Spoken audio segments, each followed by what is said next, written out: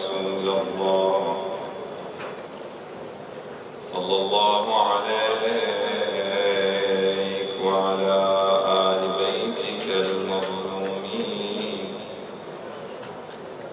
صلى الله عليك يا مولاي وابن مولاي يا أبا عبد الله يا رحمة الله الواسعة ويا باب نجاة الأمة أو حسين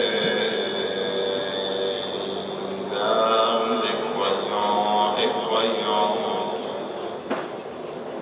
أو حسين فوز المزرقون الله أو حسين opprimé, assoiffé, étranger. سيدي يا ليتنا كنا معكم tout le monde يا ليتنا كنا معكم فنفوز فوزا عظيما إن شاء الله. قال رسول الله صلى الله عليه وآله وسلم إن الولد الإنسان حرارة في قلوب المؤمنين لا تبردوا أبدا. Décorez votre majlis avec salat ala Muhammad wa ali Muhammad.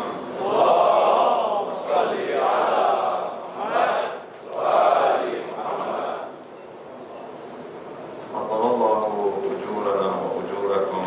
Nos condoléances cette nuit qui est la veille de Ashura,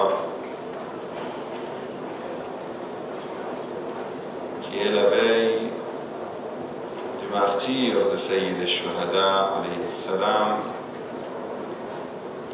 Nous avons commencé à présenter la vie des imams, de nos imams alayhi salatu wassalam, et ce soir était la vie de l'imam al-Askari salawatullahi wa salamuhu alayhi. L'imam al-Askari, dans son savoir et sa connaissance, nous avons beaucoup de témoignages. Je vous cite un seul témoignage qui est de grands médecins de son époque, qui est médecin chrétien, qui s'appelait Barchour. Il dit أعلم لا أعلم في يومنا هذا من هو أعلم منه تحت السماء.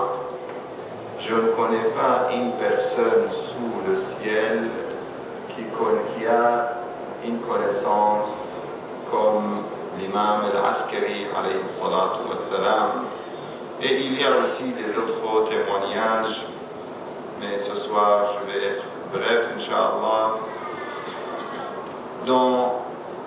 Comme vous savez, sa mère, c'est Salil, qu'elle s'appelait Salil, était aussi une personne importante, une femme très connue par la piété, la connaissance, pour sa générosité. Sallallahu ala Muhammad wa ali Muhammad.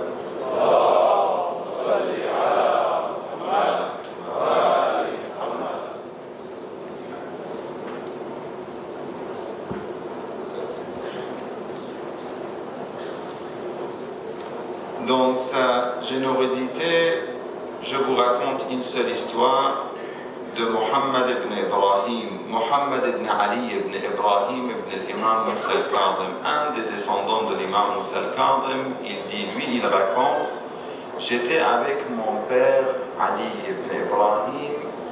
On est parti vers l'imam Al-Askari alayhi salam pour nous aider. On était en difficulté et on est parti chez lui. Mon père a dit si l'imam pouvait nous donner 500 dirhams, 200 dirhams pour les habits, 200 dirhams pour les nourritures et 100 dirhams pour les autres dépenses. Ça, c'était la demande de Ali, de son père. Et lui, il dit, moi, dans ma tête, j'ai pensé, si l'imam peut me donner à moi 500 dirhams aussi, 300 pour monture et 200 pour les autres dépenses, nourriture et des habits, pour que je puisse partir avec la monture vers les montagnes. Maintenant, il n'a pas précisé dans les livres, ce n'est pas précisé quelle montagne, il voulait faire des commerces. Et l'imam alayhi salam, en arrivant chez l'imam alayhi salam, son serviteur est venu pour donner à mon père un sac de 1000 dirhams. Exactement ce qu'ils attendaient. 500 pour le père et 500 pour le fils. Et puis, ce qui est le plus important, c'est comme si il sait, l'imam, ce que je pensais. Il m'a dit, c'est pas la peine de partir vers les montagnes, c'est mieux de partir vers Saoura. C'est une région. Vers Saoura, là-bas, tu auras plus de baraka et plus de bénédictions. Ça, c'est une de ces histoires. Et ce soir aussi, comme je vous ai promis, il y a un rôle important de l'imam al-Askari. Il a beaucoup de rôles importants comme notre 11e imam, mais lui aussi, il est le père de l'imam al-Mahdi, Ajjalallahu ta'ala, Farajahu al-Sharif. Et lui-même, il a commencé à préparer l'arrivée de l'imam al-Mahdi, Ajjalallahu ta'ala, Farajah. Il avait plusieurs rôles. Déjà, la protection de son fils depuis la naissance. Deuxièmement, c'était d'informer les chiites de l'arrivée et de la naissance de l'imam al-Mahdi, Ajjalallahu ta'ala Farajah. Troisièmement, c'était le fait de montrer et de présenter son fils directement, mais aux gens qui étaient le plus proches de l'imam alayhi salam. Et quatrièmement, c'était de dire à ces gens et à tout le monde que l'imam du temps est le 12e imam et le dernier imam, c'est bien l'imam al-Mahdi, Ajjalallahu ta'ala Farajahu al-Sharif. Et aussi, il a commencé à préparer l'époque de l'occultation. Vous savez, Asr al-Ghayba. Même jusqu'aujourd'hui, beaucoup de personnes ne comprennent pas la raison et la philosophie et la situation de l'occultation de Asr al-Ghayba. L'imam alayhi salam, il a fait deux choses importantes. Déjà, premièrement, de lui-même, il n'était pas devant les gens. C'est-à-dire, il était dans une situation, il n'était pas caché, mais il n'était pas disponible à tout le monde pour préparer les gens de l'époque de Asr al-Ghayba. Et la deuxième chose, c'est la question de lier les gens au Wokala, demander aux gens de partir et de se référer vers le Wokala. Les Wokala, vous savez, c'est les représentants des Maraja. Ça veut dire, parce qu'à l'époque de l'imam al-Mahdi, Ajjalallahu ta'ala Farajahu al-Sharif, on n'a plus l'accès direct à notre imam. Comment on va faire?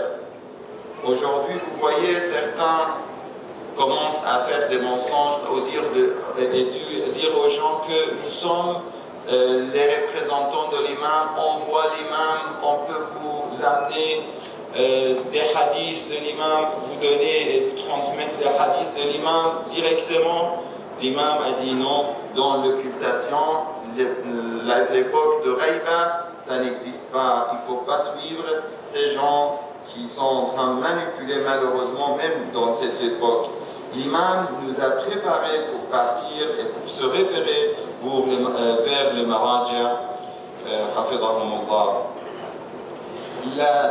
Deuxième question aussi, la troisième question, on peut dire que l'imam aussi, pour ne pas... Aujourd'hui, si quelqu'un vous dit que l'Yamani est arrivé, l'Yamani existe, ou surtout si quelqu'un demande comment on peut savoir que l'imam, c'est vraiment l'imam, il y a des signes.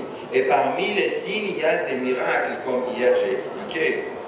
Il y a le khasf al-bayda, que la terre va englober les ennemis d'Allah subhanahu wa ta'ala, et ainsi de suite. Des autres signes d'Allah subhanahu wa ta'ala, comme des miracles très clairs qui vont montrer à tout le monde que c'est bien l'imam al-Mahdi qui est arrivé. C'est pas un manipulateur. Vous voyez, ça c'est très important. Et l'imam al-Askari, il le faisait. Il le faisait et il donnait, il montrait des signes et des miracles aux gens pour leur demander, pour leur dire qu'il y a cette condition pour l'imam. Et la dernière chose que je voulais parler de l'imam al-Askari, c'est la question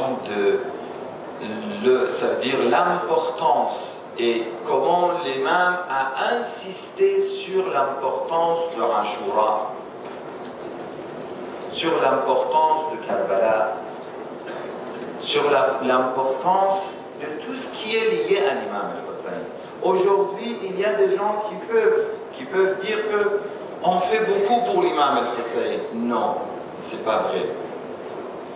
Il y a une histoire intéressante qui peut nous servir, qui peut nous aider pour comprendre cette question. À l'époque de Sheikh al-Amini, Allam al-Amini, c'était un des grands écrivains. Il a fait un livre de plusieurs volumes sur l'histoire de l'Ghadir et sur la réalité de l'Ghadir et toutes les citations et tous les hadiths dans le monde musulman, chez les sunnites et chez les chiites, qui parlent de qui? De l'imam Amir al-Mu'minin et surtout de l'histoire de Al-Ghadir. Il a fait ce livre, mais il a sacrifié sa vie, son argent, sa santé, même son honneur. Il n'avait pas gardé un honneur pour lui. Ça veut dire qu'il ne cherchait pas que non, je ne peux pas dire ça ou je ne peux pas faire ça. Je vous donne un exemple. Un jour, il a fait une recherche, il a su qu'il y a 3 livres, 3 copies et seulement 3 copies d'un livre qui parle de l'imam Amir al-Mu'minin et de Al-Ghadir. Et il savait qu'une copie c'était à Damas, une copie en Inde et la 3e copie à Bagdad chez une personne. Il est parti. La personne n'aimait pas l'imam Amir al-Mu'minin. Quand il a demandé la permission de prendre la copie pour copier certaines phrases ou certaines pages, la personne n'a pas accepté. Il a supplié. Il a mis son honneur, comment dire, il a sacrifié son honneur. Il a tout fait pour que la personne accepte. Il a dit non. Il a dit, si tu as peur, si vous avez peur pour votre copie, que par exemple je le garde, ça veut dire que vous voulez protéger cette copie, vous avez raison. Je peux venir dans votre séjour et copier le livre. Il n'a pas accepté. Il a dit, si vous me donnez, ça veut dire c'est possible que vous serez gêné que je sois à votre maison, dans votre maison, au moins à côté ici, à côté de la maison, vous pouvez garder une personne qui peut me surveiller et je copie le livre. Il n'a pas accepté. Il est parti très touché. Il avait brisé son cœur, cet homme, cette personne. Il est parti chez Amir al-Mu'minin. Ya Ali ibn Abi Talib, ana jaf. Ce que je fais pour toi, pour la religion, pour toi. Moi, je n'ai pas besoin, je n'ai aucun honneur pour moi, mais j'ai besoin de cette copie. Comment je dois faire? Il est parti le lendemain pour visiter l'imam al-Hussein à Karbala, subhanallah. Je résume l'histoire pour ne pas tarder. Un des savants de Karbala a dit, Cheikh, tu vas venir déjeuner avec moi aujourd'hui. Il a dit, mais vous ne vous dérangez pas? Il a dit, non, c'est important. Il est venu, quand il était en train de préparer la table, c'est là qu'il a regardé sa bibliothèque. Il a vu qu'il a une grande bibliothèque. Il a regardé la bibliothèque. subhanallah, il a trouvé le livre dans la bibliothèque de cette personne. Il a versé de larmes en remerciant l'imam Amir al-Mu'minin et l'imam al-Hussein pour ce cadeau, pour cette chose. Vous voyez comment il a fait. Et les autres savants, vous savez, les savants de Jabal Amel, ils ont sacrifié leur sang, leur vie, leur tranquillité, leur sécurité. Ils ont tout fait pour garder ces patrimoines de Ahl al-Bayt, alayhi salatu wassalam. Et chacun parmi vous, il a un rôle. Chacun, il a un rôle. Il a un moyen. Il a une responsabilité.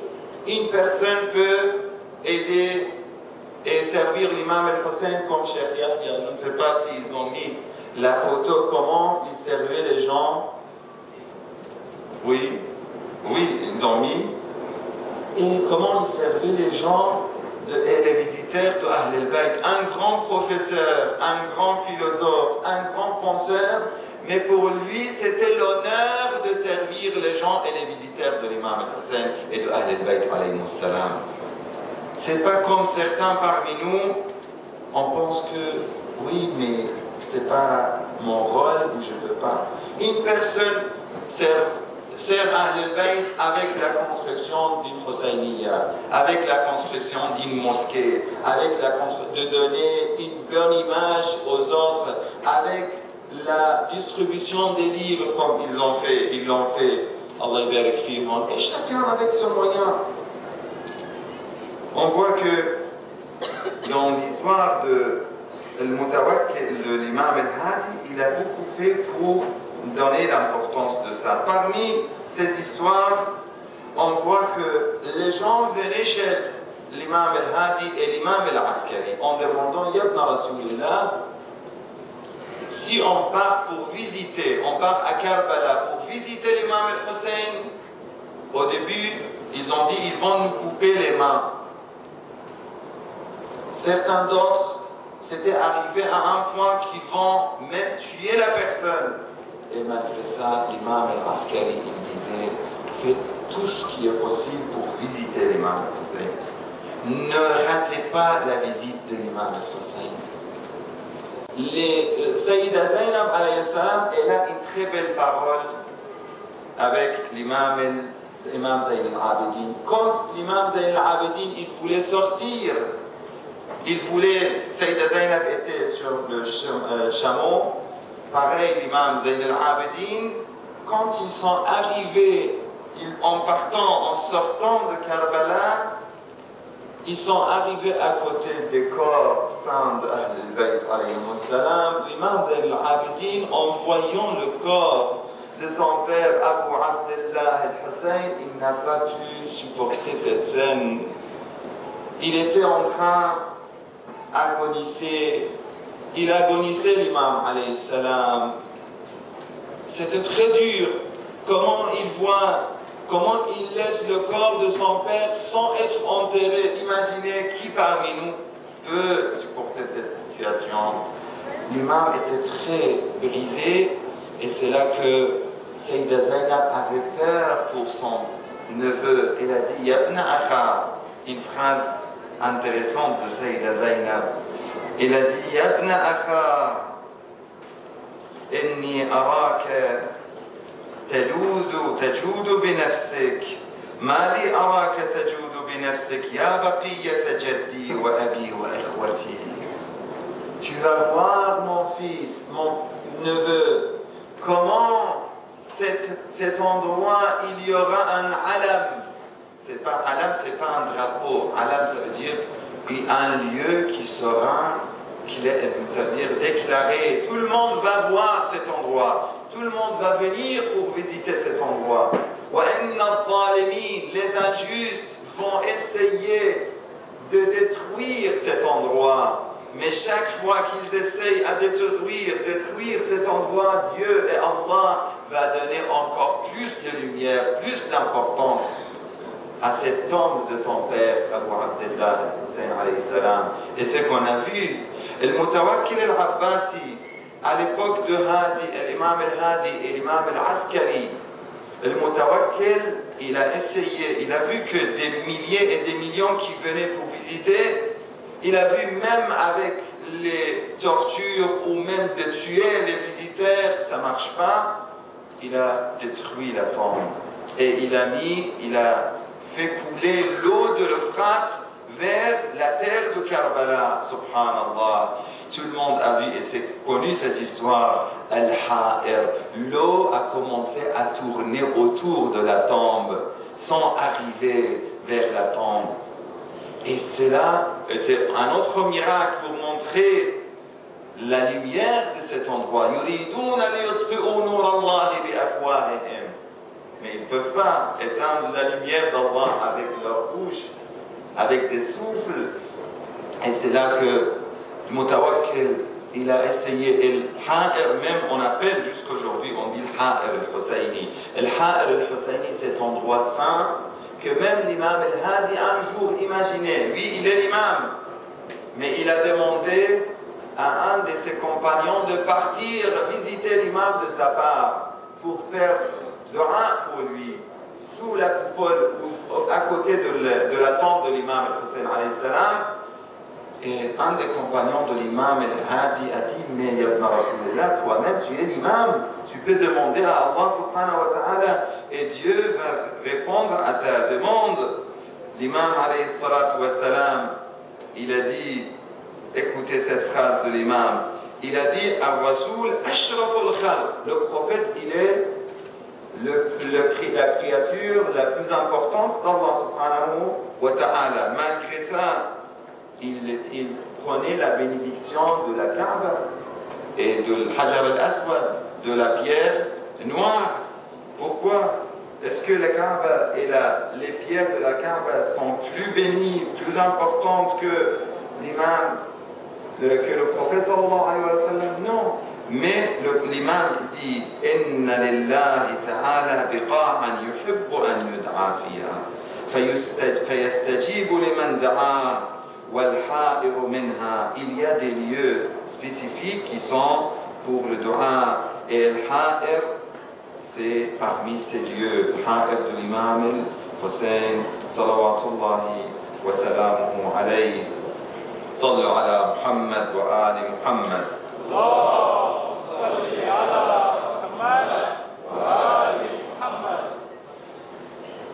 Dans les histoires qui parlent de cette importance de faire aussi, comme deux sujets que je vais terminer avec ces deux sujets, car ils m'ont parlé de ça aussi certains frères, c'est une question aujourd'hui et demain, et Inch'Allah pour les années prochaines.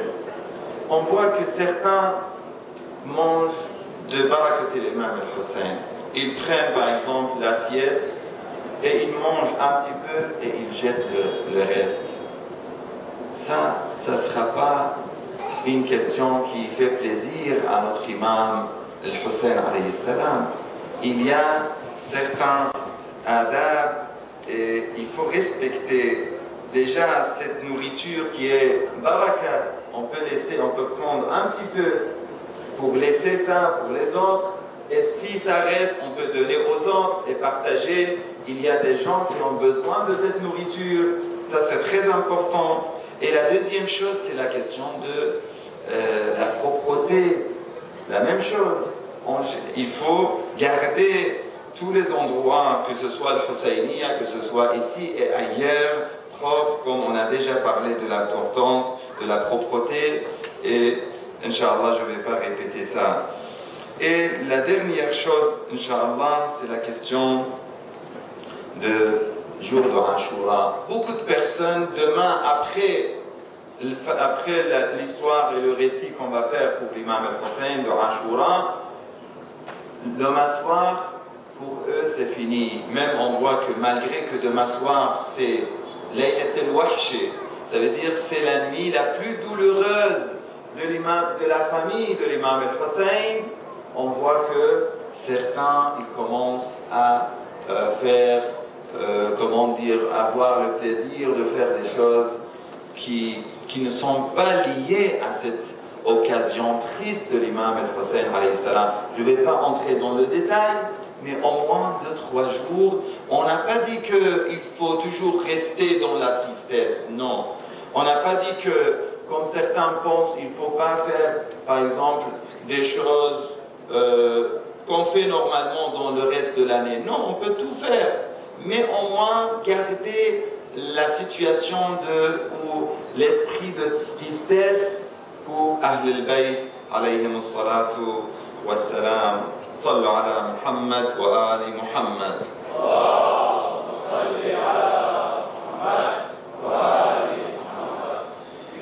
Ce soir, nous partons à Karbala, Inch'Allah, pour consoler Ahl al-Bayt, consoler l'imam al-Hussein.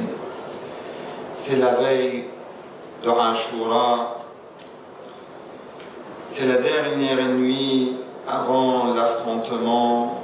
L'imam avait rassemblé tous ses compagnons après avoir partagé la dernière gorgée d'eau. Il s'adressa à eux et commença à louer Allah subhanahu wa ta'ala. Puis il dit, en vérité, je ne connais pas de compagnons meilleurs et plus fidèles que les miens, ni de membres d'une famille plus pieuse et plus attachée à Allah que les miens. Je ne crois pas que nous allons encore passer un jour avec eux. Aussi, je donne l'autorisation à tous de partir maintenant. Vous n'avez aucune obligation envers moi. Profitez de la nuit pour partir et que chacun d'entre vous prenne par la main un des membres de ma famille et dispersez-vous dans le noir de cette nuit et laissez-moi, car ces gens n'ont aucun, ils me cherchent à moi. Une fois que je serai pris, ils ne feront plus attention à vous. Ses frères, ses fils, ses neveux, sa famille et ses compagnons répondirent, mais pourquoi, ya Ibn Rasulillah, le ferions-nous pour que nous restions en vie après ta mort? Qu'Allah ne permette jamais une telle chose. Muslim ibn Awsaja, le héros de la bataille de Azerbaïdjan, dit, nous n'allons pas t'abandonner, ya Aba Abdullah, sans nous acquitter de notre devoir envers toi. Non, Allah ne me verra jamais faire cela. Saïd al-Hanafi dit, mon souverain, par Allah, si je savais que je serais tué pour toi, puis ressuscité pour être brûlé vif et avoir les cendres éparpillées dans le vent, et qu'on fit ainsi de moi 70 fois, jamais je ne t'abandonnerai, jamais, jusqu'à ce que je meure pour toi. Et comment je ne le ferai pas alors qu'il n'est question d'une seule mort? L'imam salawatullah alayhi a remercié ses compagnons.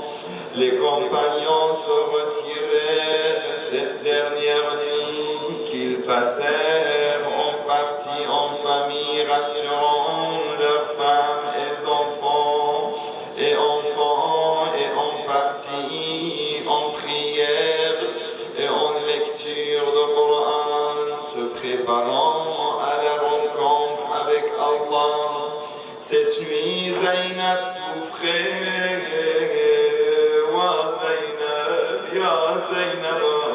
Elle pleurait énormément.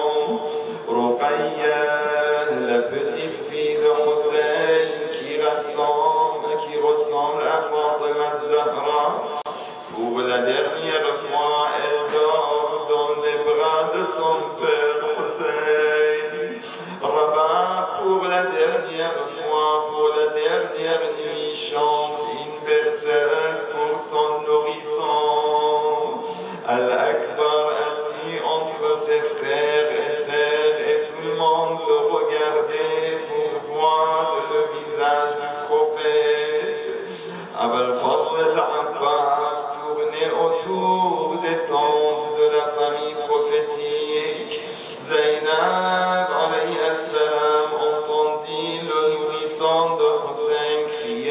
la nuit, elle tournait autour des tentes avec le nourrisson au bras pour trouver une goutte d'eau pour ce bébé privé du lait de sa mère, car papa n'avait plus de lait à cause de la soif. Le bébé n'avait rien bu depuis un moment. C'est pour cela qu'il ne cessait de crier et de se tourner et retourner dans son berceau et même de se tordre de douleur dans les bras de ceux qui tentaient de le calmer. Le lendemain, le jour d'Ashura, après le martyre de tous les compagnons et des jeunes de Bani Hashim, l'imam el-Hussein criait Wa Habiba, wa Zuhayr, wa Muslima, wa mon fils Ali, oh Qasim, ya Abul Fadl, akhi ya Abul Fadl, mali unadikum fala tujibun. Pourquoi vous ne répondez pas? هل من ناصر ينصرني؟ هل من ذاب يذب عن حرم رسول الله? Nous pouvons dire ce soir à l'imam el-Hussein, mais avec la sincérité, avec nos actions, avec nos comportements, avec notre morale, labbaïka ya Hussein, labbaïka ya Hussein, qu'Allah nous aide pour pratiquer cela dans notre vie, Inch'Allah. L'imam Zayn al-Abidi, qui était très malade dans la tente et ne pouvait pas bouger, n'a pas supporté l'appel de son père. Cela lui brisa le cœur. Qu'Allah garde vos enfants, vos jeunes. Il s'est appuyé sur son sabre afin de se mettre debout, mais tomba plusieurs fois par terre. L'imam el-Hussein vit son fils malade et demanda à sa sœur de le faire entrer dans la tente. L'imam el-Hussein, en entendant les plaies de son fils Abdullah le nourrisson, a demandé à Sayyida Zaynab de l'amener pour le calmer et faire ses adieux. Le prophète sallallahu alayhi wa alayhi, son grand-père, était très sensible envers les cris et pleurs des enfants. Il a un jour raccourci sa prière quand il a entendu les pleurs d'un nourrisson. Comment le Hussein peut-il supporter les pleurs de son nourrisson qui meurt de soif? Il le prit dans ses bras en pleurant et regarda son bébé déshydraté, au visage jaune, mais aux lèvres desséchées, qu'il ouvrait et refermait de temps en temps, de temps à autre, tel un poisson. Ya Allah, il avait du mal à respirer. L'imam el-Hussein se pencha avec compassion sur l'enfant pour l'embrasser. C'était son plus jeune enfant. Il avait 6 mois.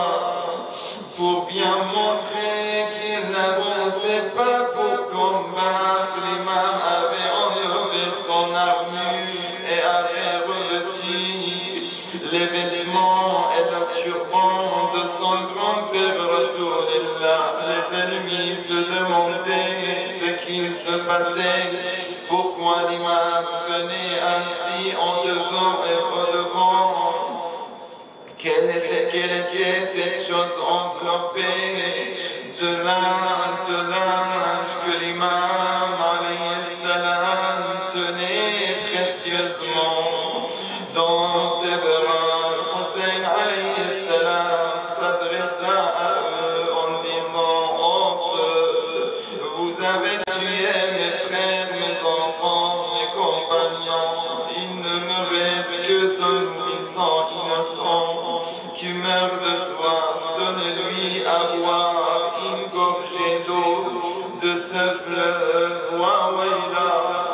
Le camp d'Ibn Sa'd était divisé en deux. Certains disaient: si les adultes entendent, quel est le péché de ce nourrisson? Et d'autres disaient: tuez-le et ne laissez personne de cette famille. Ibn Sa'd cria à Harmala: fais taire la dispute des gens. Wa wayla. Il demanda: que dois-je faire?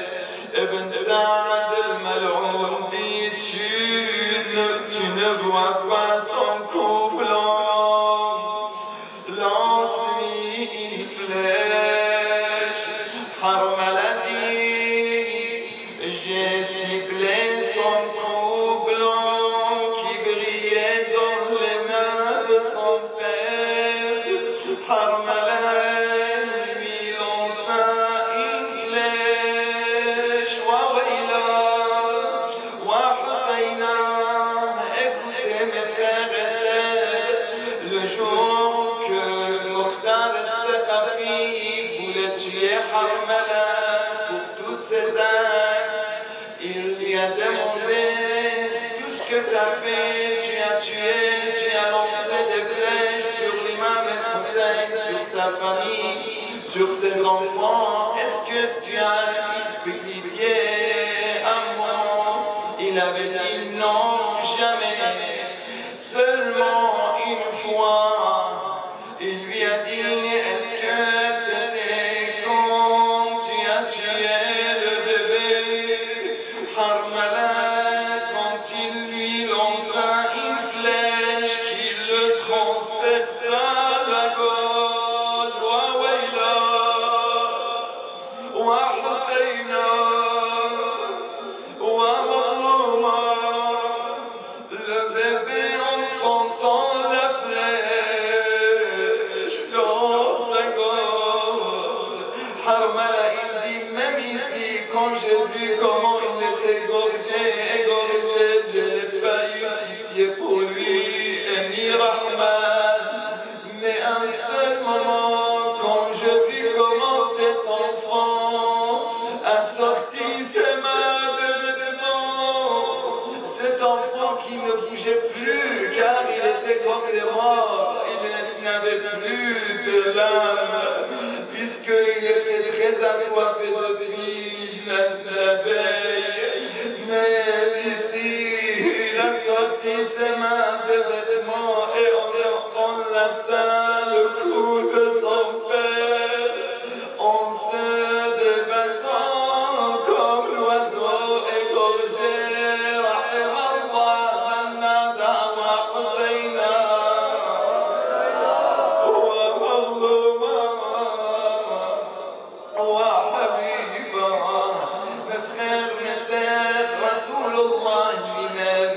Quand il a vu comment son fils est parti de cette vie, le prophète a pleuré. C'est connu cette histoire dans tous les livres des musulmans. Il a pleuré. Certains ont demandé: Ya Rasulallah, atabki ala waladik?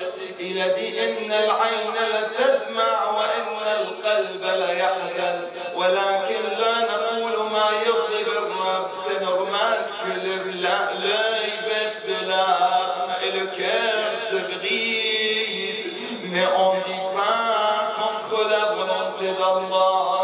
C'est là que Jabraïl est descendu pour lui dire que oui, Ya Rasulallah, ton fils Hussein aussi, il va avoir cette tristesse, mais encore plus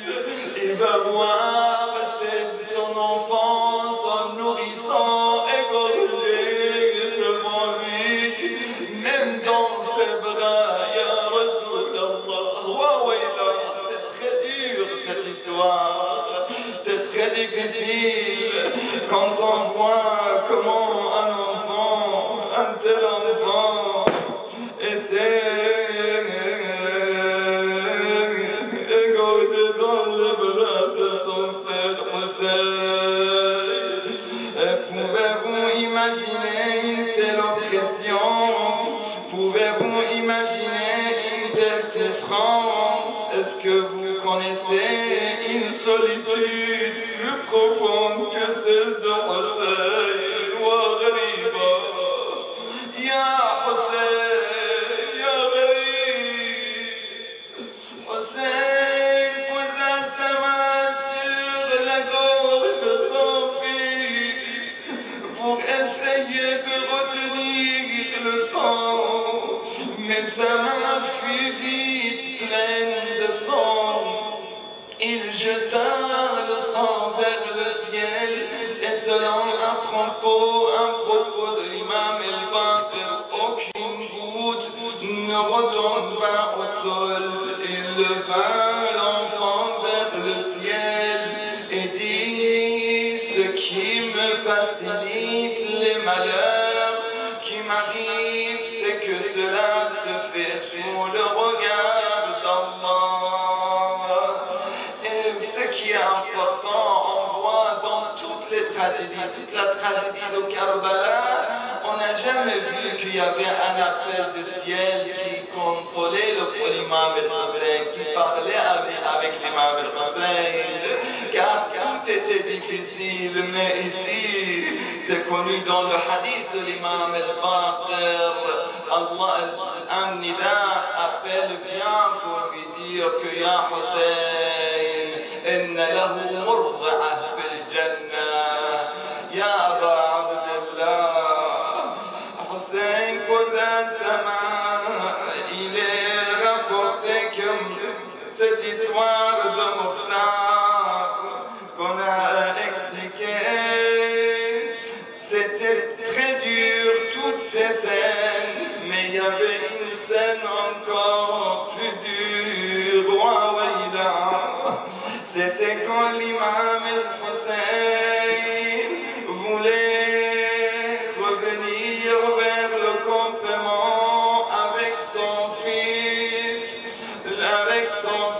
le nourrissant tué, et qu'il le cachait sous ses vêtements, ne sachant que faire, tant il était en désarroi, avançant une fois, reculant une autre, ne pouvant se décider à aller vers la tente.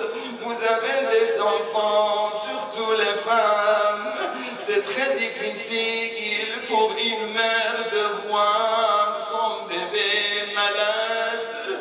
Même avec la fièvre, on voit comment le cœur d'une mère ne supporte pas. Imaginez comment il va montrer un bébé égorgé à sa mère.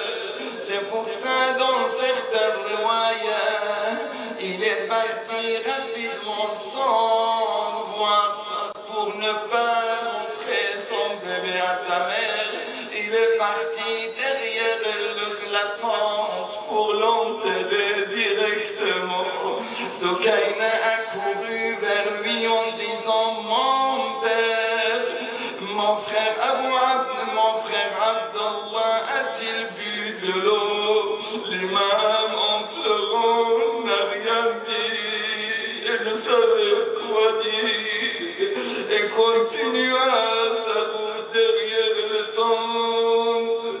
Quand il voulait enterrer le bébé, c'est là que Rabab Zainab sont venus vers lui, et elles virent le visage bouleversé de l'imam el-Hussein, ses joues recouvertes de larmes et du sang de son nourrisson. Oh,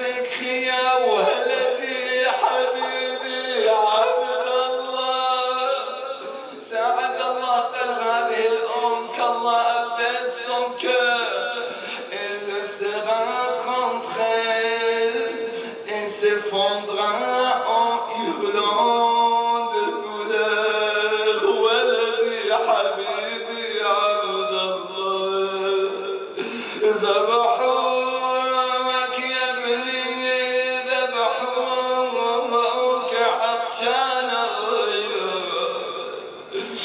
même les soldats ont pleuré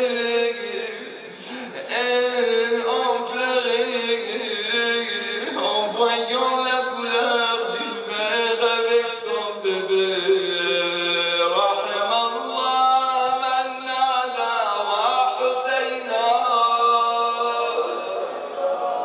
Imaginez la situation, elle était de l'imam el-Hussein. L'imam el-Hussein regardait son fils dans les bras de sa mère. Quelle mère pourrait voir son enfant dans cet état? Zainab, Soukaina et toutes les femmes ont crié dans une seule voix, Wa Abdallah, Wa Radi'a. Au bout d'un long moment, Rabab s'approcha de l'imam et dit, Mohamed, je te demande maintenant d'enterrer l'enfant de tes propres mains, mon pauvre Abdallah, car je sais. Vous savez, ici, il y a plusieurs versions, mais parmi les choses qu'on dit dans cette histoire, que l'imam el-Hussein et son épouse, surtout l'imam el-Hussein, a voulu enterrer Abdallah al-Radi'a pour plusieurs raisons. Parmi les raisons citées, c'est la question de Ar-Rabab, avant qu'il savait, avant qu'elle sache, il voulait enterrer pour cacher ça comme on vient de voir. La deuxième chose, car il savait qu'il voulait piétiner le corps de Ahl-el-Bayt après la fin de la tragédie de Karbala. Et le petit corps d'Abdallah al-Radi'a ne peut pas supporter cet acte criminel d'Omar ibn Saad. Et la troisième chose, c'est la question de couper les têtes des hommes, de décapiter les compagnons. Car un bébé, la tête d'un bébé ne peut pas être sur une lance. Mais malheureusement, les ennemis d'Allah, après la tragédie de Karbala, n'ont pas respecté ce bébé. Même ce bébé était décapité. Rahim Allah man nada wa mazluma wa Husayna.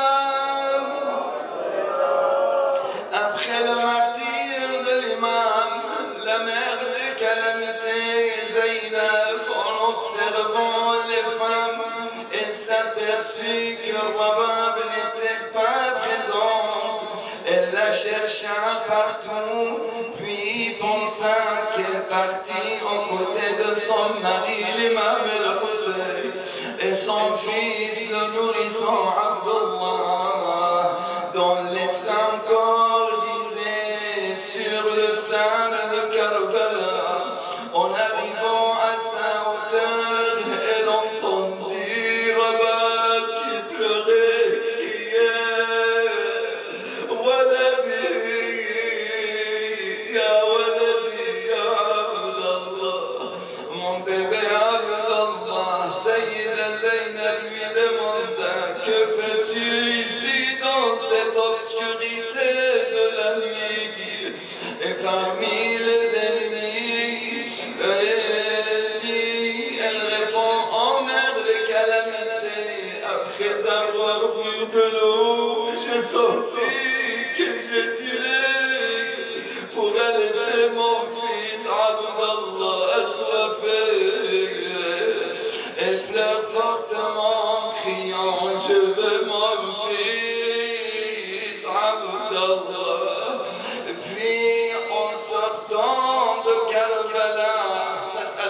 dua, c'est la fin de Majlis. En sortant de Karbala, Zainab, en voyant le corps de Hussein, alayhi salam, elle voulait se jeter sur le corps de son frère qui était laissé son enterrement. L'imam Zayn al-Abidin, alayhi salam, lui a demandé de ne pas le faire. Et puis elle commence à crier, on crie avec Zaynab,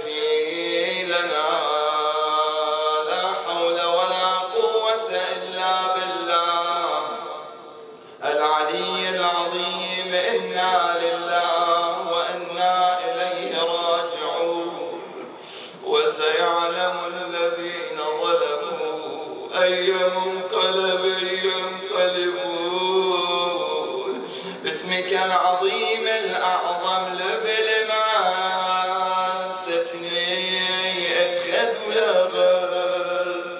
Cette nuit c'est la nuit de Zaynab qui criait, on crie avec Zaynab cette nuit.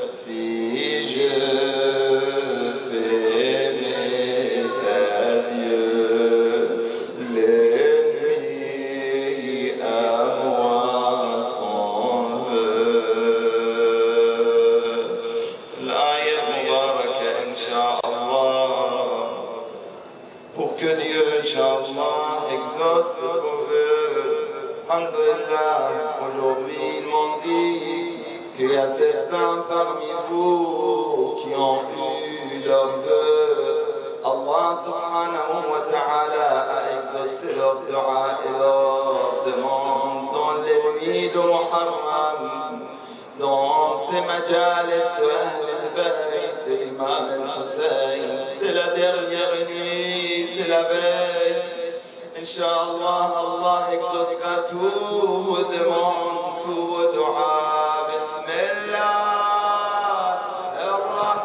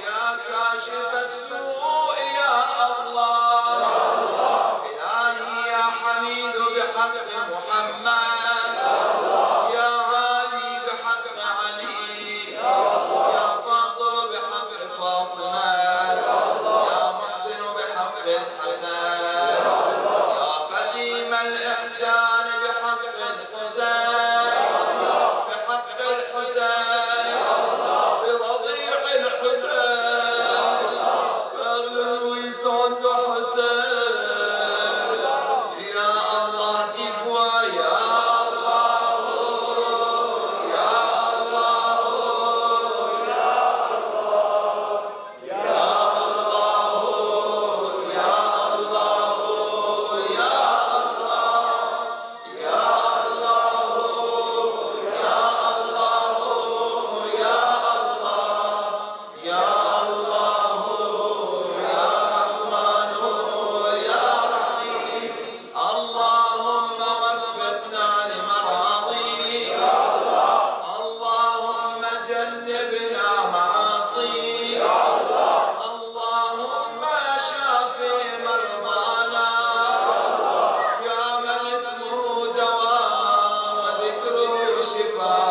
شافي مرضانا يا الله بشفائك العاجل يا الله اللهم وفقنا لما تحب وترضى يسر لنا امورنا يا الله يلين ملا يا الله وتجن فمي يا الله وتجن زنفون شم يا الله